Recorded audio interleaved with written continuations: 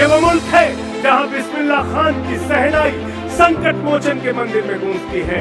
ये वो मुल्क है जहां मलिक मोहम्मद जायसी पद्मावत लिखते हैं। ये वो मुल्क है जहां रसखान को पढ़कर हम भगवान कृष्ण के बारे में जानते हैं। ये वो मुल्क है जहां मोहम्मद रफी गाना गाते हैं, सुख के सब साथी दुख में ना कोई, मेरे राम तेरा नाम एक सांचा दूजा ना कोई। यह है भारत की एकता, यह है भारत की विविधता। गमों की आग को अश्कों पर उबाल कर देखो, गमों की आग को अश्कों पर उबाल कर देखो, बनेंगे रंग किसी पर भी डाल कर देखो, और तुम्हारे दिल की चुभन भी जरूर कम होगी किसी के पांव का कांटा निकाल कर देखो। भारत का लोकतंत्र आम आदमी के पैर से कांटा निकालने के लिए बनाएगा लोकतंत्र।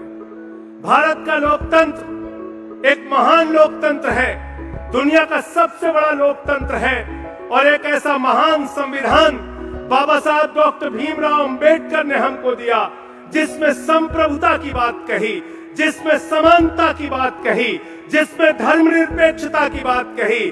और अगर हम भारत के लोकतंत्र को बचाना चाहते हैं, अगर हम भारत के आत्मा को बचाना चाहते हैं, तो हमको भारत के संविधान की प्रस्तावना पर अपना जीवन बिताना होगा, और भारत की प्रस्तावना को, संविधान की प्रस्तावना को बचाना होगा।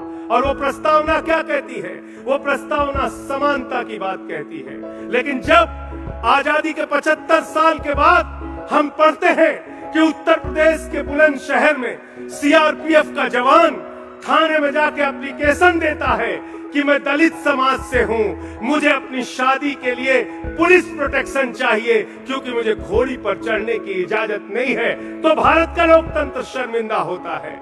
जब हम पढ़ते हैं कि हिंदुस्तान के 92 लोगों के पास 55 करोड़ लोगों के बराबर की संपत्ति है, ये असमानता का स्तर जब हम पढ़ते हैं, तब हम भारत के लोकतंत्र पर कहीं ना कहीं शर्मिंदा होते हैं। और जब हम देश की धर्मनिरपेक्षता पर प्रहार देखते हैं, चोट देखते हैं, तो कहीं ना कहीं उससे हमारे लोकतंत्र को, हमारे संविधान को चोट पहुंचती है। मैं नौजवान साथियों आपसे कहना चाहता हूं, हम उस हिंदू धर्म को मानते हैं जो वसुदेव कुटुंबकम की बात कहता है, वो हिंदू धर्म जिसकी रामचरितमानस की चौपाई कहती है, सब नर करें ही परस्पर प्रीति, यानी ऐसा देश जहां हर इंसान प्यार से रहे, वो है हमारा हिंदुस्तान। विविधता में एकता भारत की विशेषता है। ये वो मुल्क है जहां बिस्मिल्लाह खान की सहनाई संकट मोचन के मंदिर में गूंजती है। ये वो मुल्क है जहां मलिक मोहम्मद जायसी पद्मावत लिखते हैं। ये वो मुल्क है जहां रसखान को पढ़कर हम भगवान कृष्ण के बारे में जानते हैं। ये वो मुल्क है जहां मोहम्मद रफी गाना गाते हैं, सुख के सब साथी दुख में ना कोई, मेरे राम तेरा नाम एक सांचा दूजा ना कोई। यह है भारत की एकता, यह है भारत की विविधता, यह भारत की विशेषता है, जहां अलग अलग भाषा, अलग अलग जातियों, अलग अलग धर्मों के लोग एक साथ मिलकर रहते हैं। वही हमारा भारत महान है। लेकिन आज अगर यह प्रयास किया जा रहा है, यह कोशिश की जा रही है, अगर आज एक समाज को यह कहकर बड़े समाज को भड़काने का काम किया जा रहा है, तो हमारे लिए बहुत बड़ी चिंता का विषय है। आज इस देश के अंदर कौन सी राजनीति हो रही?